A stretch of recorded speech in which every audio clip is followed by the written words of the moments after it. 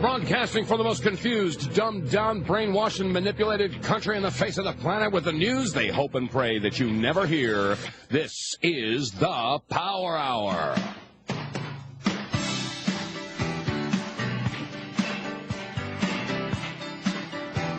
All right, here we go. Hour number 3 now in session. This is Dave.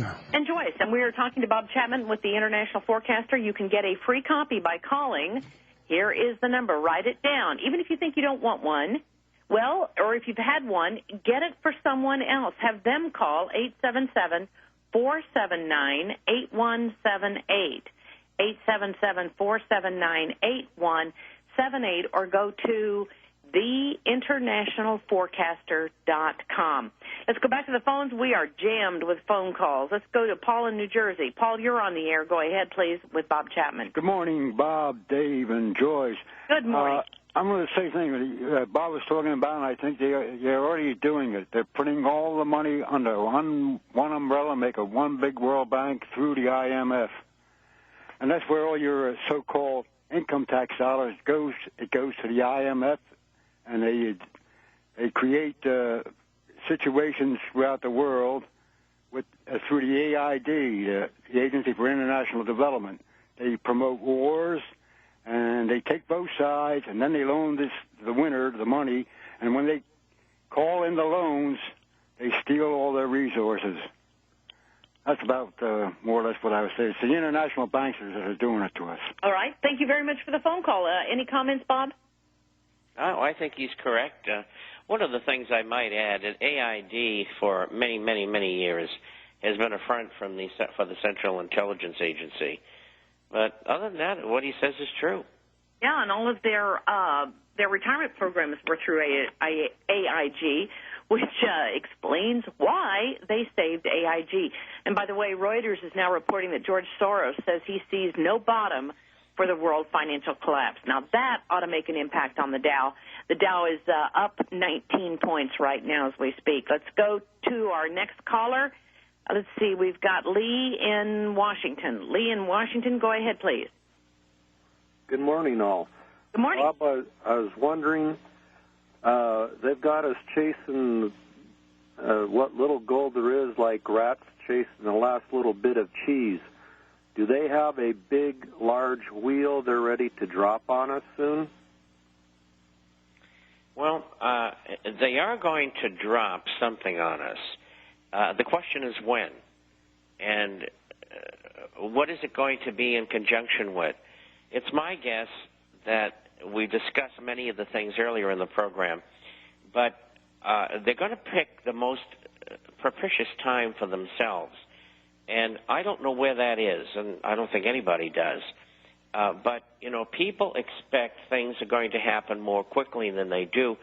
And after having been in this almost 50 years, you gain patience and you say, well, what might they be able to do next to delay this thing so that they can get into a better situation so the people are even more entrapped than they are now. And so, you know, I think over the next 2 to 3 years, we're going to see a continual degeneration economically, financially, socially, and politically worldwide. And then I think in that period of time they will expand wars as well, might even have a draft in the United States and in other countries for that matter. And I think once they get that whole thing going, they'll pull the plug. Bob, will you be able to stay into this next segment just for a few minutes? Of course. Okay, great. Let's go to John in Montana. John, you're on the air. Go ahead, please, with Bob Chapman. John in Montana, are you there? I think John is listening to his computer, so he's about a minute and a half behind us here. So John ought to be joining us in a minute and a half. Maybe we should have another commercial. Okay, well, I'll tell you what. I'm going to take that suggestion from Bob Chapman. He says he wants another commercial. Okay, well, there you go. Be careful what you wish for, Bob. We're going to take a 3-minute break, and we'll be back, and hopefully John from Montana will stop listening to his computer and listen to the phone. And just a quick reminder, if you are on hold and you want to get on the air, please do not listen to your radio, do not listen to your computer, do not listen to your satellite reception. Listen to the phone. We'll be back in 3 minutes.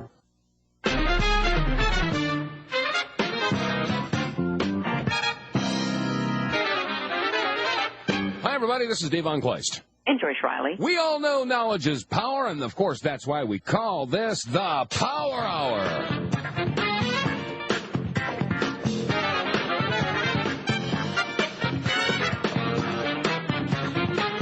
The opinions expressed on this program are not necessarily those of the staff, management, or sponsors of this radio station, and I'm sure the regular listeners are not surprised. All right, that said, here we go. It's now official. Many of the radio stations are now out of their news break and officially into hour number 3 of today's Monday installment of the Power Hour. This is Dave. And Joyce, I thank you for joining us in the Power Hour today. The stock market is up. The Dow is only up about 10 points right now as we speak. We have joining us today Bob Chapman of the International Forecaster newsletter. You know, Bob, before I go into the rest of the callers, there are a lot of people that might not have any money to invest in gold and silver right now. I mean, they just don't. And we don't want to make anybody feel as though they are, I don't know. I don't want to look down upon these people because lots of people don't have that kind of discretionary income. And so we don't want to act as though everybody should be doing this because we have to realize some people just don't have it for whatever reason. Would you agree? Yes, and I think you cover that in other sections of the program by encouraging people to get seeds put in, dehydrated freeze-dried foods, medicines, and of course water filters, as well as methods of defending your family.